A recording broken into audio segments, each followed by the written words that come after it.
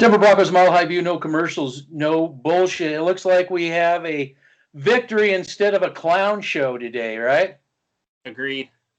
Hey, I just want to say one thing before we kick this off is that Floyd Little just went into hospice. He was diagnosed with cancer in May, and it just looks like the end of the franchise. And I say franchise because no Floyd Little, there'd be no Elway or no Denver Broncos for sure. He kept him in. He petitioned that the Denver Broncos. He went, knocking door to door to petition that the Broncos stay in Denver when they were gonna. NFL was gonna move them. So just to let everybody know. So anyway, we have prayers are definitely with him, but we have a situation where we actually got a victory. Hey, where's Mark Rippon? Where's Mark Rippon at? We have Locke throwing an INT, and of course that was it. So give congrats to both Fangio, Pat Shurmur, Elway for not giving up on him and letting him say, "You got to get your ass back out there. I don't care, but you ain't got time to feel sorry for yourself." Locke responded. The offense scheming was 10 times better. I don't know what's going on there, but the scheming is a lot better. And the offense faced a really good defense and did very well, considering the type of defense and all their setbacks. I noticed that free runners, something that drives me crazy, was kept to a minimum. Even designed ones, go big surprise there. And Locke having a bit more time, planting his feet, had a little bit more success. We're seeing, though, he does need to work on footwork. Still an issue with Locke, but maybe he can learn from all these mistakes. I'm not sure if the coaching staff can learn from mistakes that they made in scheming.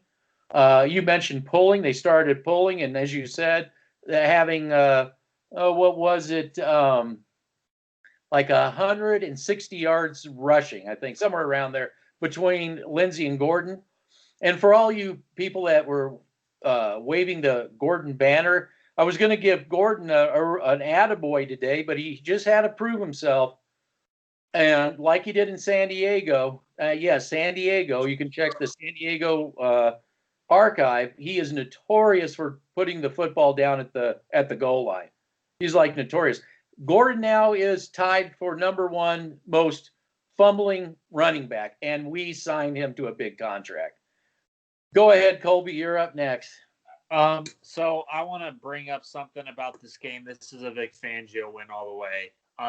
People are going to give Pat Shurmur all the credit in the world, but the way that Vic Fangio game planned against a really good quarterback in Tua, who has all the potential in the world, his offensive line, I underestimated. I didn't realize how bad this offensive line was, so that's my fault for not taking more of a deep dive into this offensive line, because I said coming into this game, I didn't think Denver would be able to get the push up the middle like they did against that they would today. So to me, this we were off on that. I hadn't looked at Miami, so I was relying on. It's all on you. Yeah, it's all. I did say though that if the Broncos even had a remote prayer to win this game, they'd have to be able to run the football. There's no ifs, ands, or buts about it. And they were able to. Blocking schematics was greatly improved from. But, I mean, this is the thing that really upsets me. It's great the Broncos won the game.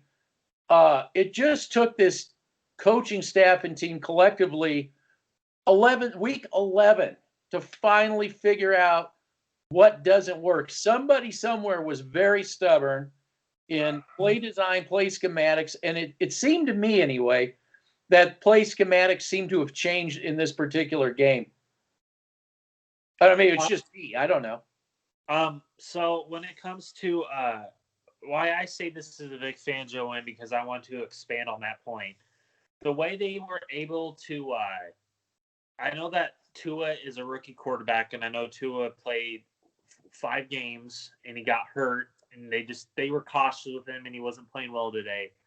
But like the one thing I like about Tua is he gets rid of the ball quickly, and he reads the middle of the field. That's why you saw him in the pocket so much, is because he is trying to dissect the defense.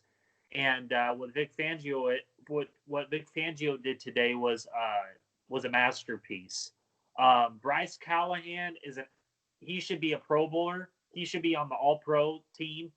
Bryce Callahan is probably the most underrated corner in the National Football League when it comes to zone and man coverage. I have been really impressed, and it's not just this one game. I've been really impressed with Bryce Callahan coming back from injury.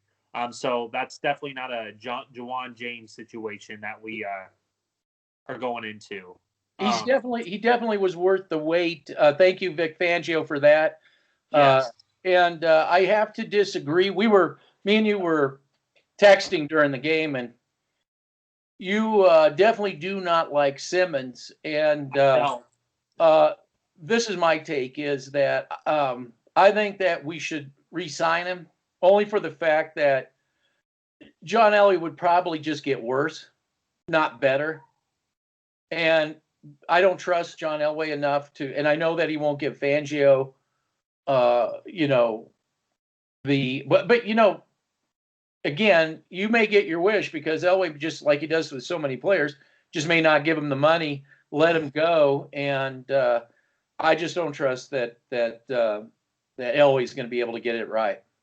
The reason why I don't like Justin Simmons is because how hyped he was coming into the season, that he's the best safety in football, that he is a top 5 safety. I don't see that. I think that he's an inconsistent player in some games, and there's some games where he's great. He's an inconsistent player in my book. He's not a top 5 safety in the National Football League. Granted, he stays on the field. He's played all 20 snaps. He's played all the defensive snaps since 2018, so I do give him credit for that. But the hype train for him, I think, has gone a little bit overboard when people are comparing him to the likes of Tyrann Mathieu, the likes of those type of players that, basically you bring a Tyrann Mathieu to this team, he is going to take your defense to a whole nother level. Do I think Justin Simmons can do that? No. I just think he's a piece to the puzzle. I think he's a damn good player, but I don't think he's a top 5 safety in my book. He's a good player. He's a top 10 safety, but he's not a top 5 safety in my opinion. So it's not that I don't like Simmons. I just think he's too inconsistent on a week-to-week basis. There's games where I see him really great in coverage, and there's games where for instance, today he got beat over the top because he overthought it again. And I've been starting to see that with Justin Simmons. He's starting to be too predictable when it comes to trying to pick off the quarterback. But you know what? That's just a part of the game. Another guy that we haven't been talking about for a few weeks, and I want to bring this guy up here. And everybody was on board with this, the feel-gooders. AJ Boye. I can't stand him. Every time that we play teams and they throw on that side of the field, they have so much success. And it's a matter of, okay, dude, this guy that we brought in was supposed to replace the great Chris Harris Jr. and was built up to be the Batman of the secondary. And that's where I have a problem with it. This AJ Boye, I think, has been a major disappointment. I don't think that he is the corner that everybody was hyping him up to be.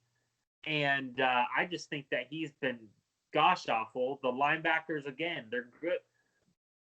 Alexander Johnson gets beat again when they swing pass it to a running back and he can't get over there quickly. Same with Josie Jewell. Yeah, Josie Jewell definitely missed his assignment, which was a part of the drive that ended in a Simmons interception. But I just want to say something about AJ Boye. I questioned that. I was the only one who questioned that. Nobody out there would question it. If you notice, there's teams are going at him for a reason. Okay. And what I find interesting is that, Sports Talk Radio, STR, is immediately going into excuse mode with that obvious glaring, with that obviously a glaring smudge, Weakness. right? Weakness. Weakness. Now we know what they're doing. They are covering for Elway. Yep. Because this was strictly an Elway pick all the way. So they didn't want to get our guys. We want to bring in. They get guys. I don't know, what brought Boye over. Just the money that was offered, because nobody else would offer him that. He's this. Take this into account. He's getting paid $13 million this year. Okay, so basically, to me, he's on a 1-year deal. I would not pay him an excess of $10 million.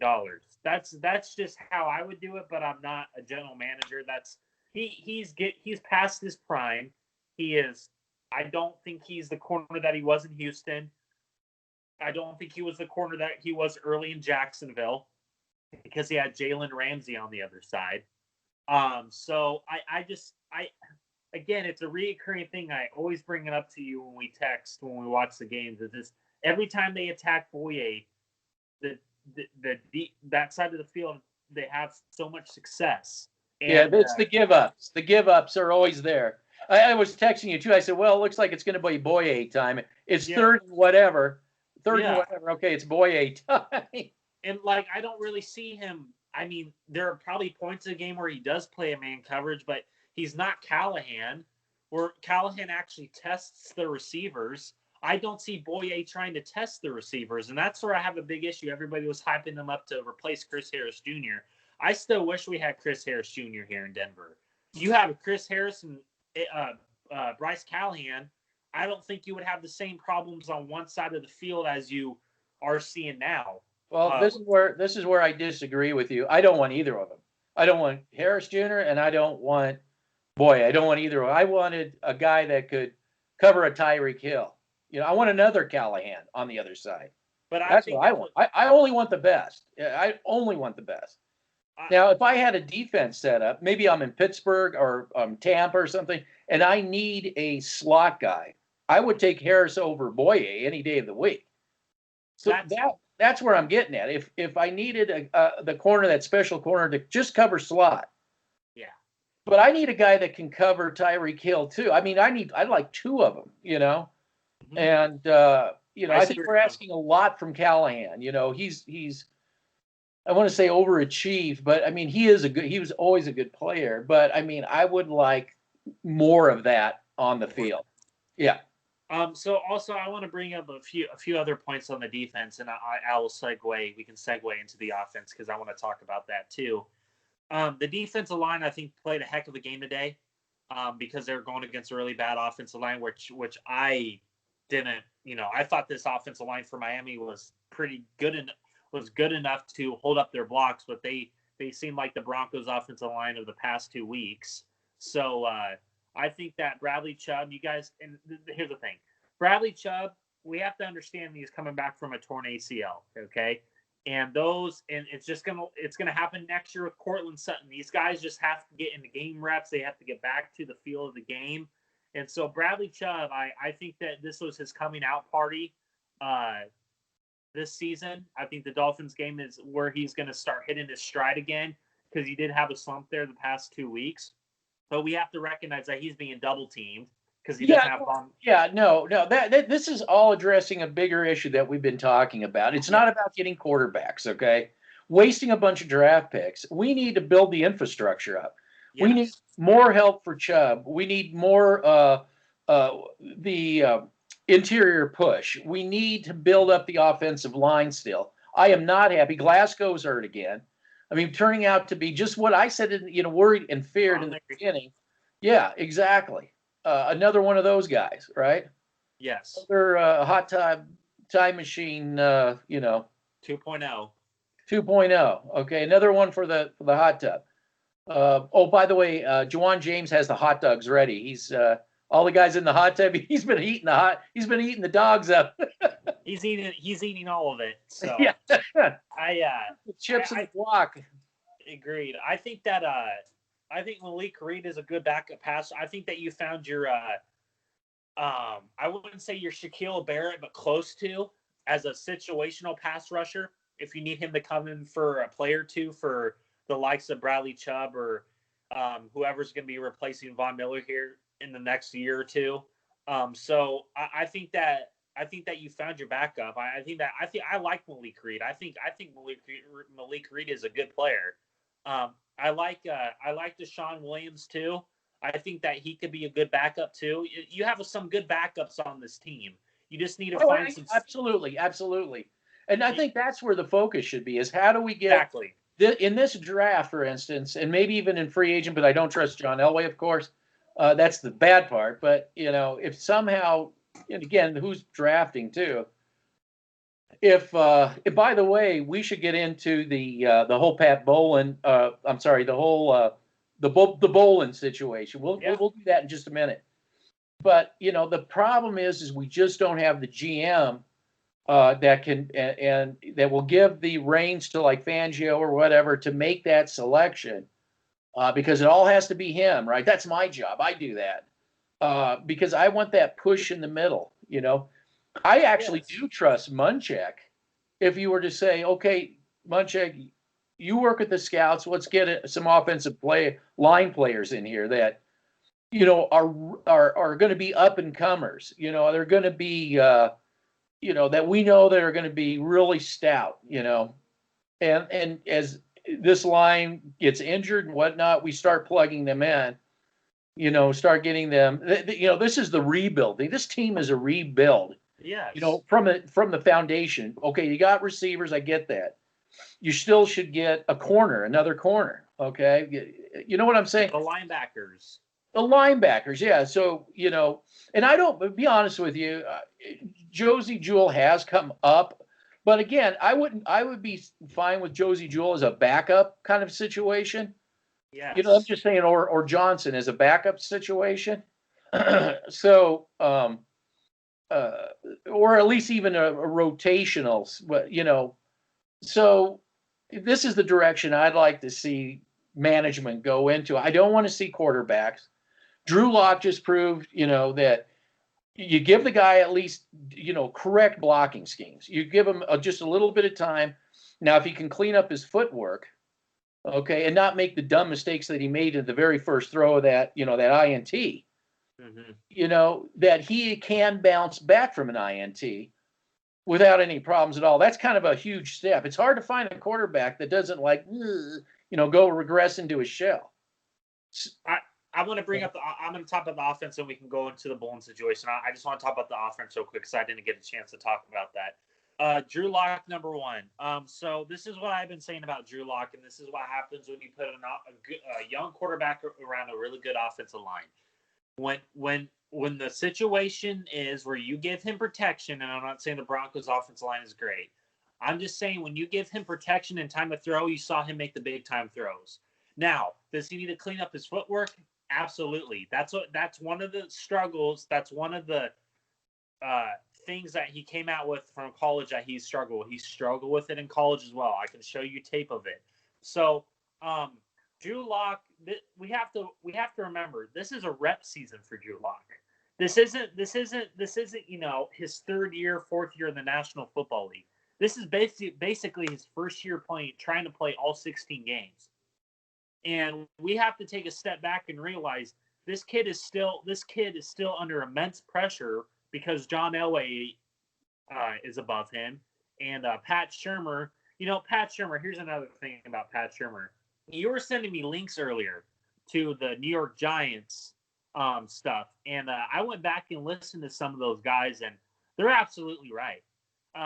His play calling, okay, for instance, today, is he going to be able to do that on a weekly basis? This is probably the best offensive game plan I've seen this year from Pat Shurmur.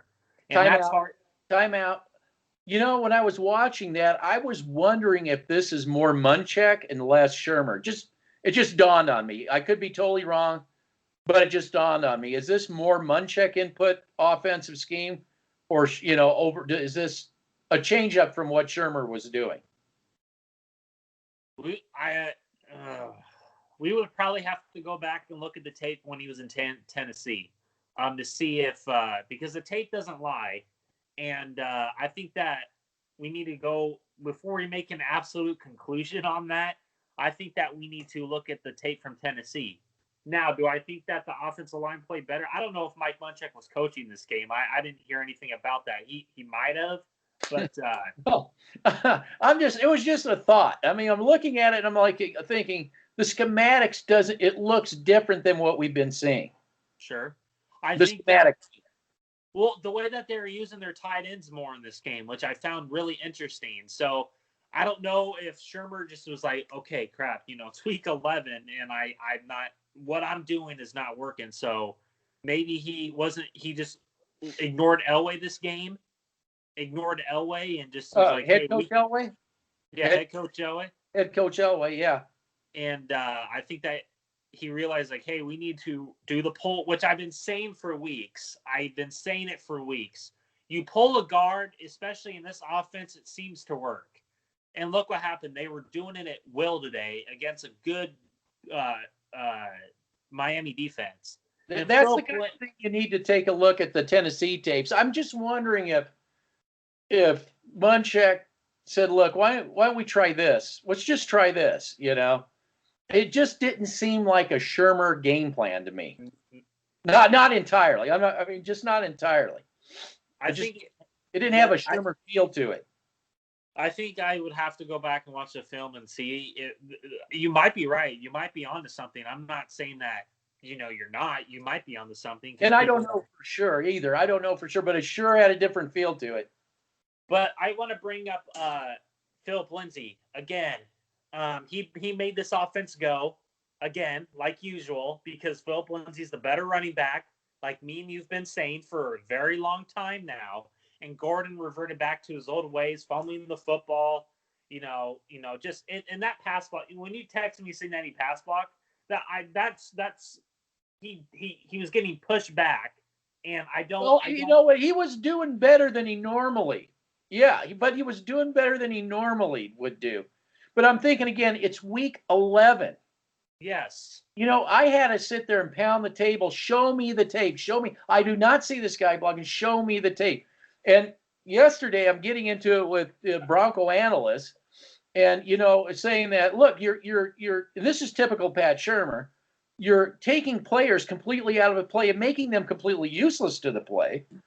This time they didn't do it. They kept him back to pick up blocks.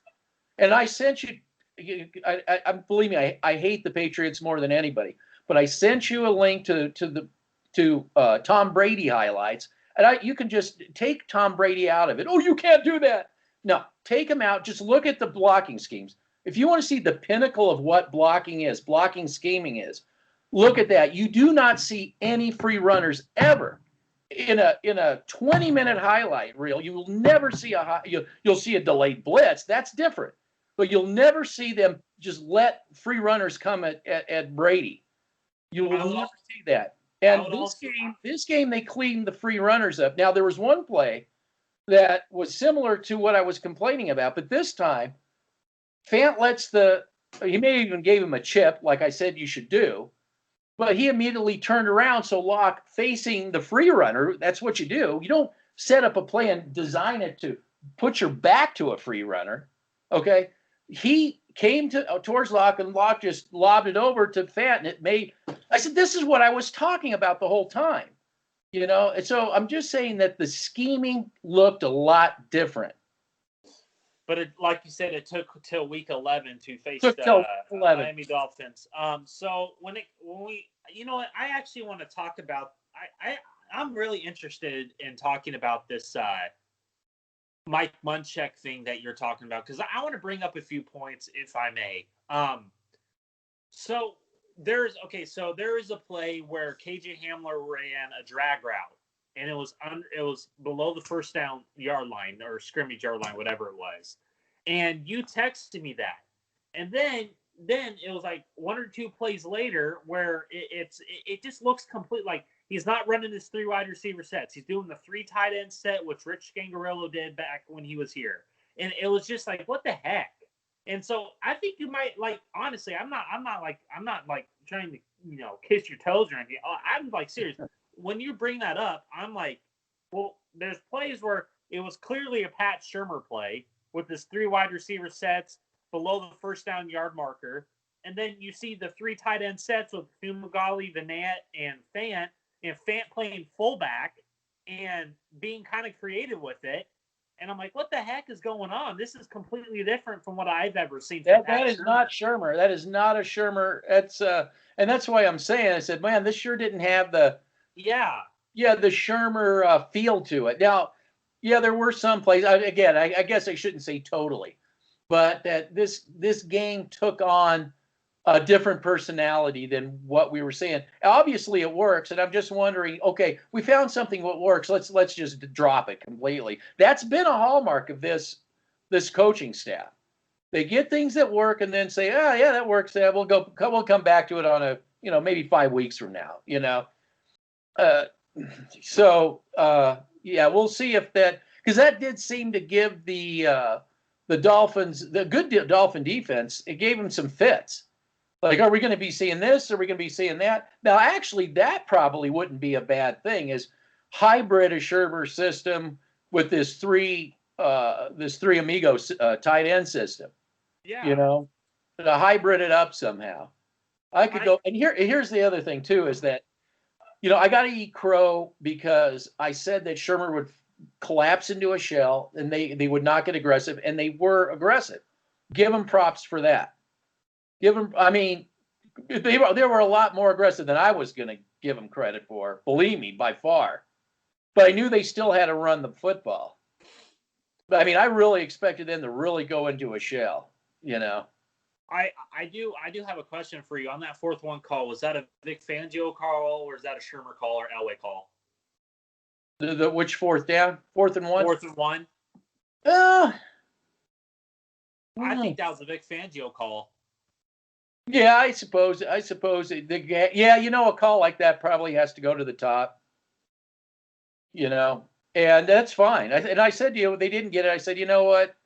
That shouldn't bother the defense any. We tried. They would rather have that than like an INT or something dumb. Yeah. A special teams gaff. And again, you saw the special teams gaffes today.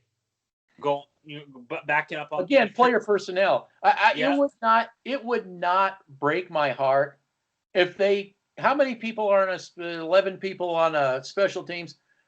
Maybe if they got it down to 5 people, the really good ones that are on there that maybe we don't even see, but just clear the roster out. There's just no talent there, and if the coach has got to go, well, I trust that Elway's going to get somebody, or are they just going to bring another clown in?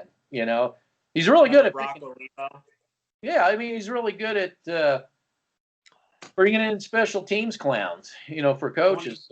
But then again, didn't this coach? Didn't he have success too wherever he was at? He had success with Pat McAfee in Indianapolis. Yeah, so I'm saying, how come they all self-destruct when they get here? That's the reoccurring theme. They just self-destruct.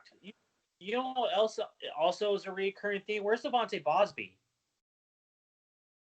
Well, he had to clear the COVID thing, but he should be cleared. He was active today. Yeah. They started, and Michael Ojemudia, where's he been? He's playing more special teams than he has defensive snaps. Maybe that's an indictment on what his play's been producing as of late. Well, the other thing too is they need so much help on special teams too. It's just you're right. But maybe Ojemudia can be a good player eventually. Like I said, you need more stability at the corner. You need less Boye and more Louis Wright. Is what you need. So, and going back to the quarterback situation real quick. Like you said, where was Rippon? Was he coaching Boise State football? Yeah. All you Rippon fans wanted to get on lock about how terrible his play is. Granted, he that first pick was atrocious, and there is points in the game where his footwork needs to be cleaned up. And I agree with you guys 100%. Where I'm not okay. When we were coming into this season, I wasn't saying that he's going to be this all-world quarterback. All polished and ready to go. Yeah. Yeah, he's not going to be in the MVP voting. But I said that he can make the throws that past quarterbacks can't make. Which what I mean by that is he can. Okay, so you have the likes of Case Keenum and Trevor Siemian, for example, the ones that were actually kind of good, but weren't great. Um, the difference between Drew Lock and those two quarterbacks, for example, is Drew Lock has better arm strength. He has better mobility. And you saw it today. They did a read option with him, and he got the first down, and he ran for another first down in this game. He has the mobility. Number three, he takes criticism and tries to apply it to his game and tries to work on it and get better at it. That's the one thing I like about Drew Lock. And go ahead. I'm sorry. Go ahead.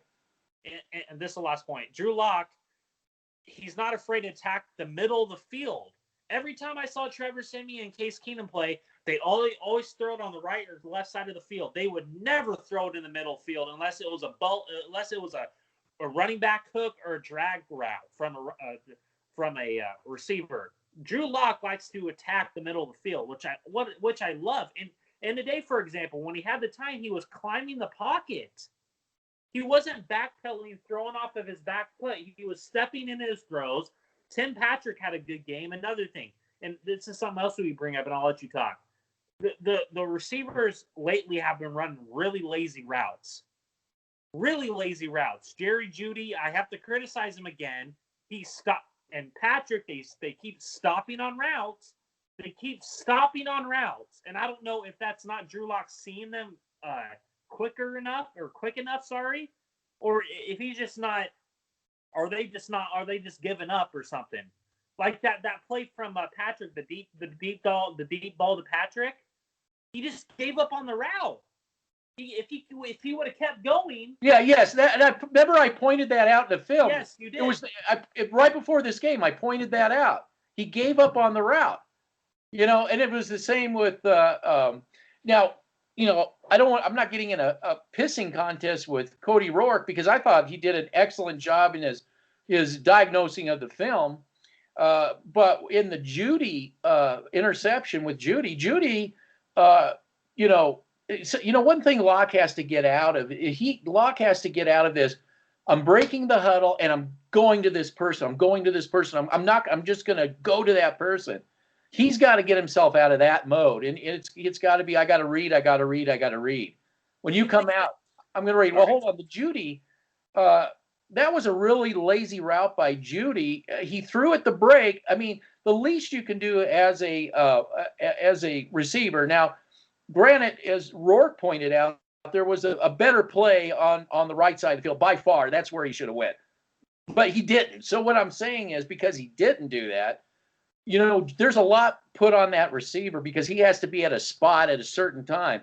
The bottom line is you got to hit that route hard, and you got to, at bare minimum, break that pass up to save your quarterback. That's really your job. Even if your quarterback threw it a little too soon, you were there, and you got to break. These are the things, and Judy's a rookie too. I mean, we can't treat him like he's Rod Smith, during the Super Bowl or something, But these are the things that they've all got to clean up: is no laziness, hard routes, crisp routes, as they always say. Crisp routes is what we used to always say. Yes. Got to run a crisp route, and that's the kind of things that these wide receivers have to help their quarterback out.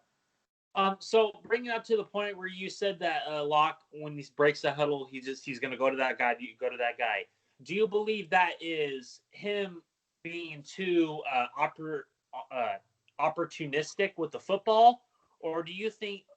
This could be a three-part question. Opportunistic with the football, or do you think that's coaching, or do you think that will, over time, if he doesn't get hurt and continues to get these reps, do you think that he will eventually get it, or what do you think? Well, I want to say something about coaching.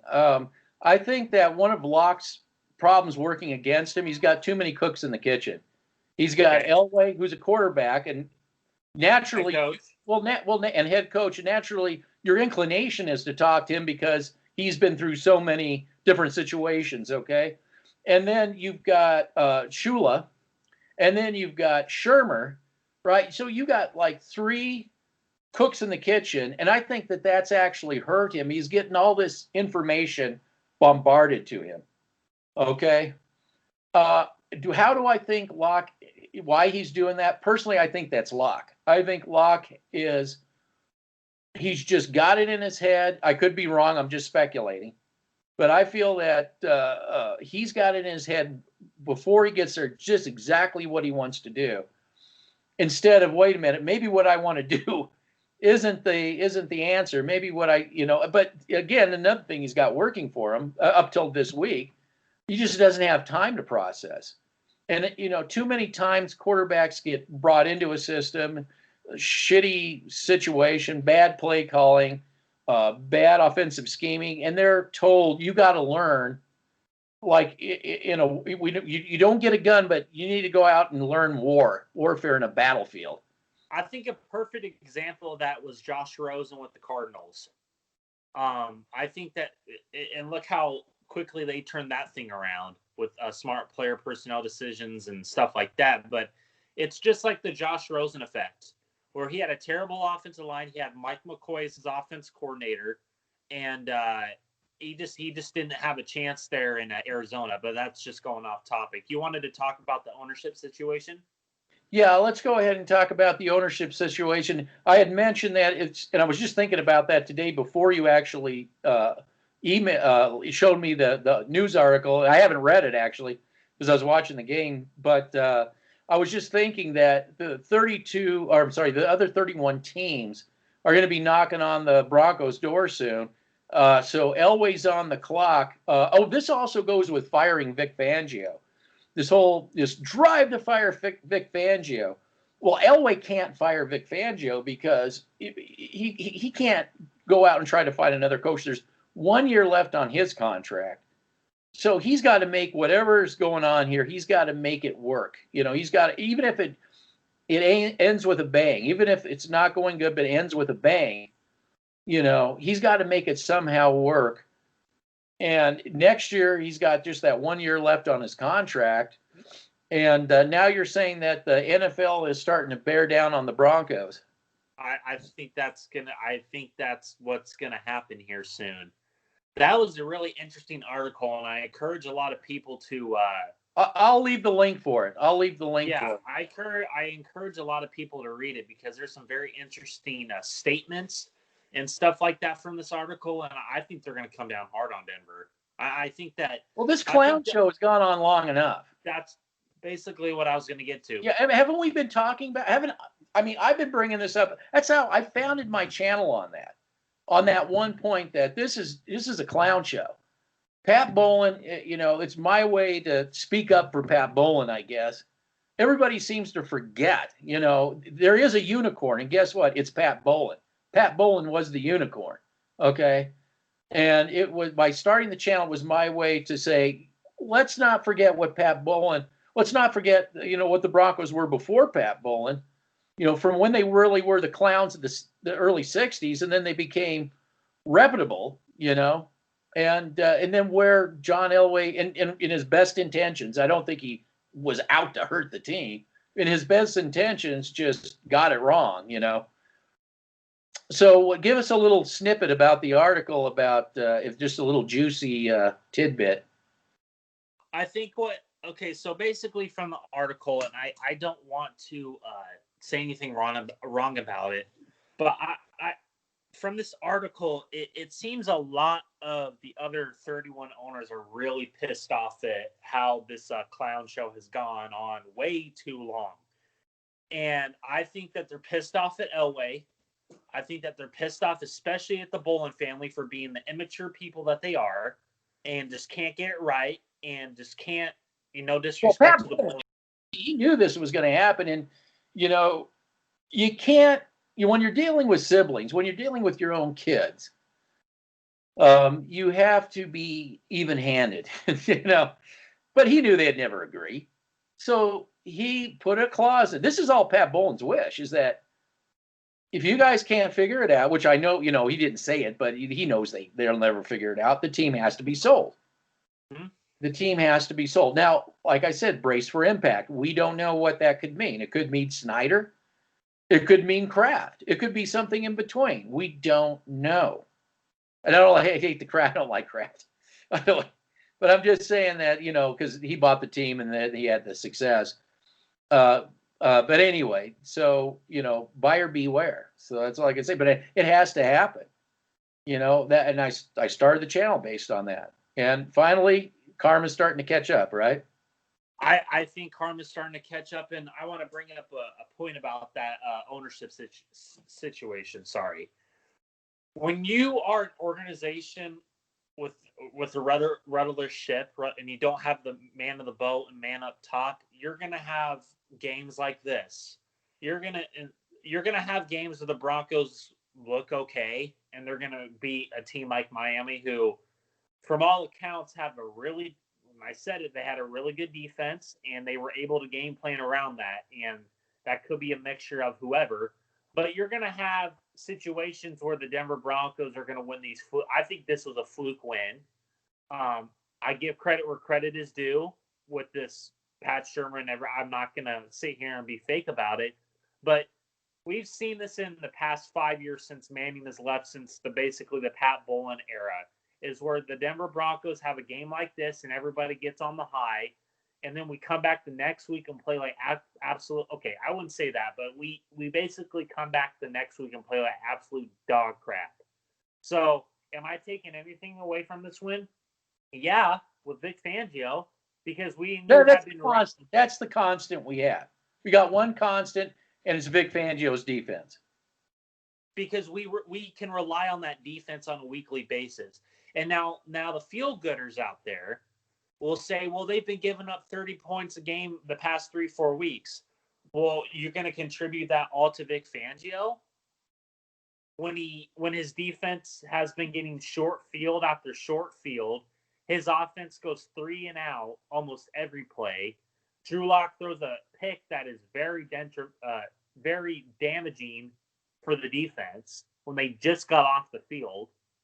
So I think that this is and I'm not trying to take anything away from this one. There's some good, and there's also, I think there's some pretty bad things that we're not going to, where you have to talk about more, but that's another subject. Well, we have new people coming to the channel saying, you know what?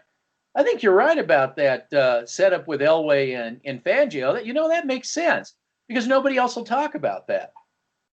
So we're getting new people all the time that are starting to say, yeah, I think you guys have a point here, And it was obvious to me from the beginning that that's what this whole setup was about. I mean, and it's obvious now that is the situation. But when it comes to wins like this, I mean, this isn't a win where it's gonna, take us to the promised land. It's gonna take us to the playoffs. I think this is a moral victory for the defense. I think it can be a moral victory for the offense, but do I trust Pat Shurmur? No, I still don't.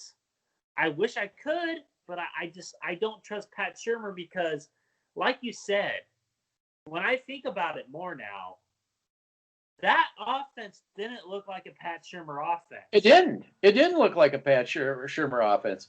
It did that's how I'm going to probably title this video too. Was that a Pat Shurmur offense? I'm not sure, or something like that, And this is the last thing I have to say. I just want to caution Broncos country. Be on this. Get on this win. But see how they do next week. See how they try to. What's the perfect word? See how they take this win and apply it to this week's practice, how they apply it to their game plan for next week. Yep. See how they do next week. And then I'd be a little bit more encouraged if they play the way they did on offense next week against, I don't know who they play next week. I got to still get into that. But that's basically all I can't either. I'm just taking it one game at a time. So, yeah. We have to. Yeah, I don't trust Shurmur as far as you could throw him. And you're right. We have to find out what they can start building on a consistent basis. Yes. And I'm sure that'll be the Sports Talk Radio jumping off point going forward. But it's a good point to talk about. Will they ignore the successes that they just had, or will they go back to Elway as usual, Shurmur as usual? That's that letting free runners come in, all of that stuff. But you just said it earlier when we started this video that you said that the problem with this coaching staff, especially on the offensive side of the football, they change things. They'll wait 5 weeks to go back to what they were doing correctly and what was working for them. So that's where I'm saying, like, I'm not taking a lot away from. We don't trust you. Yeah, I don't trust Shurmur. I never will. And I think you should also leave a link to what you sent me about the New York Giants thing as well. You know what it reminds me of? It's almost like when we get these wins, it's like the creepy guy in the ice cream truck. Here's some candy. Come in. Get you in the van. We're all going to go. Yes, we want the candy. More ice cream. Yeah, they shut the door on the van, and then we all go down the tubes, man. Oh, God. Yeah, just one only wonders. But I think I'm going to go back and watch this film probably tomorrow. I'm going to start watching it. Sorry. I'm going to go back and watch this film tomorrow, and I think you're onto something about that. Pat Shurmur didn't look like a Pat Shurmur offense to you, but how dare you say that? At least not fully, anyway. Yeah. All right. Anything else? Guess we'll break down film either way. We'll be breaking it down. Yep. Be talking about it, and hey, we'll just keep it going. All right. We'll do. Hey, take care. You too. Bye-bye. Bye.